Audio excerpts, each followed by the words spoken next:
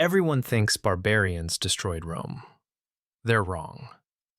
The barbarians were just the final blow to an empire that was already dying from within. In 117 AD, the Roman Empire controlled 5 million square kilometers and ruled over 70 million people. By 476 AD, it was gone. What could destroy the most powerful civilization in history? Here are the real 10 reasons Rome fell, ranked from the most overrated to the actually devastating. At number 10, we have lead poisoning. You've probably heard this one. The Romans used lead pipes for their water. They put lead in their wine. They wore lead makeup. And supposedly, this slowly poisoned the entire empire, causing madness, infertility, and eventually collapse. It's a great story. It's also mostly wrong. Yes, the Romans used lead, but modern research shows the impact was nowhere near what people claim. Rome thrived for centuries while using lead. It didn't suddenly cause the empire to collapse in the 5th century. This is number 10 because while lead poisoning existed, it's become a convenient myth that oversimplifies a complex collapse. The real reasons are far more interesting. Number 9. Christianity and moral decline. This theory comes from Edward Gibbon, who argued that Christianity made Rome weak. The Romans became too focused on heaven instead of the empire. They lost their martial spirit. They became soft. Here's the problem with that theory. The Eastern Roman Empire was just as Christian as the West, and it survived for another 1,000 years after Rome fell. Christianity changed Rome, absolutely. It shifted priorities, it altered the culture, but it didn't destroy the empire. If Christianity killed Rome, why did Christian Byzantium thrive while pagan traditions faded? This ranks at number 9 because religion was a factor in Rome's transformation, but it wasn't the killer blow. Number 8. The division of the empire. In 285 AD, Emperor Diocletian split the Roman Empire into two halves, East and West. The idea was to make it easier to govern, 2 emperors, 2 administrations, more efficient control. Instead, it weakened the West. The eastern half got the wealthy provinces, Egypt, Anatolia, the Levant. The West got Italy, Gaul, and Britain, poorer, harder to defend, under constant barbarian pressure. While the East thrived and eventually became the Byzantine Empire, the West withered. The division made the Western Empire vulnerable, but it didn't doom it on its own. This is number 8 because it was a structural weakness, not a death sentence. Number 7. Overexpansion. At its peak, Rome controlled 5 million square kilometers. That's massive, and it was impossible to defend. Communication from Rome to the frontiers took weeks, sometimes months. The army was spread thin across thousands of miles of borders. Every frontier had enemies: Persians in the east, Germanic tribes in the north, raiders everywhere. Constant wars drained resources. Soldiers were always needed somewhere. The empire was bleeding money and men just trying to hold what it had. But here's the thing. Rome managed this for centuries. Overexpansion was a logistical nightmare, but it wasn't immediately fatal. This ranks at number 7 because it was a slow bleed, not a fatal wound. But we're getting into more serious territory now. Number 6. Currency debasement and economic crisis. In the 1st century AD, the Roman denarius was 100% pure silver. By the 3rd century, it was only 5% silver. The rest, cheap metal. Why?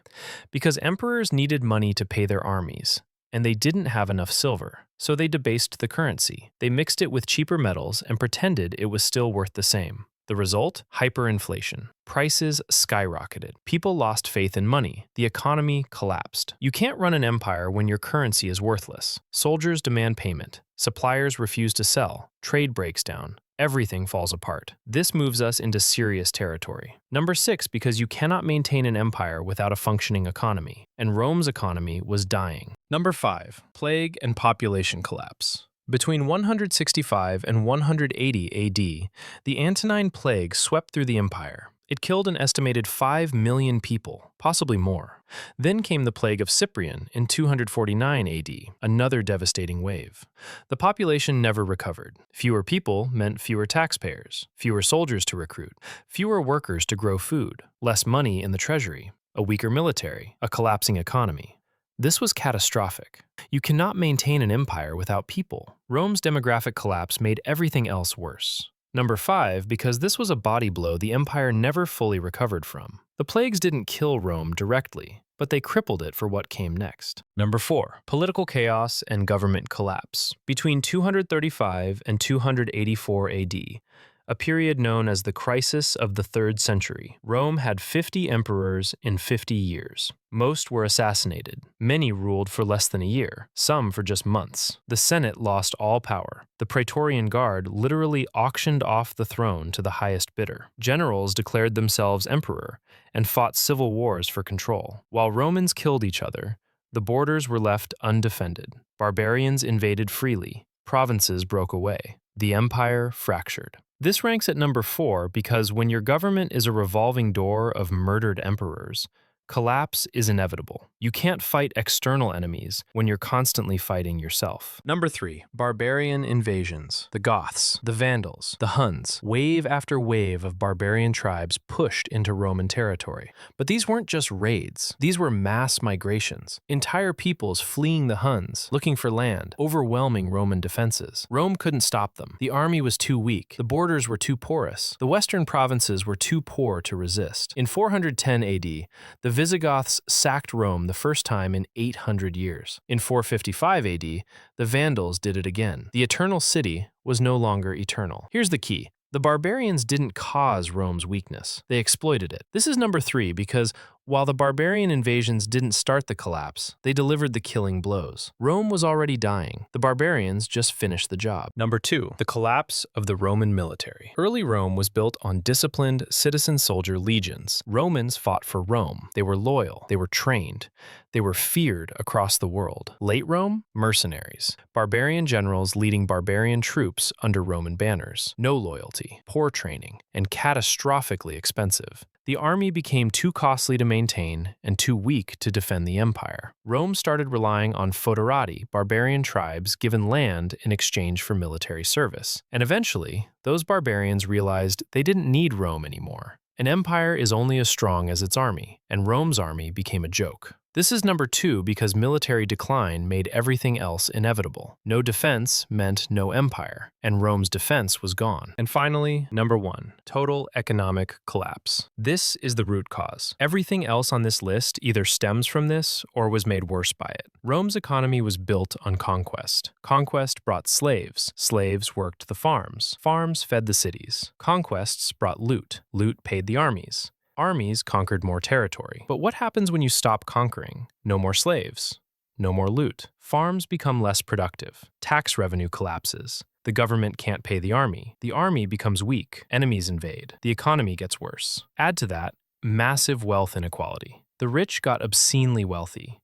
The poor starved. The middle class was destroyed by taxes. Infrastructure crumbled. Roads fell apart. Aqueducts broke. Trade routes became dangerous. The western provinces became economically irrelevant. No money, no army, no army, no defense. No defense, barbarian victory. This is number 1 because economic collapse is the thread that connects every other reason on this list. Rome didn't fall because of one dramatic event. It fell because it went broke, and broke empires don't survive. So here's the final ranking. In S+ tier, the catastrophic factor, economic collapse. In S tier, the devastating blows, military decline and barbarian invasions. In A tier, major factors, political instability and plague.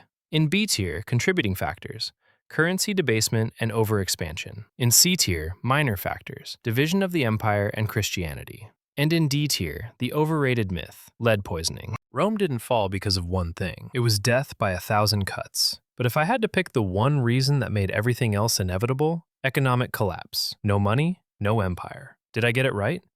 Is military decline more important than economics? Should barbarians be number 1? Let me know your ranking in the comments.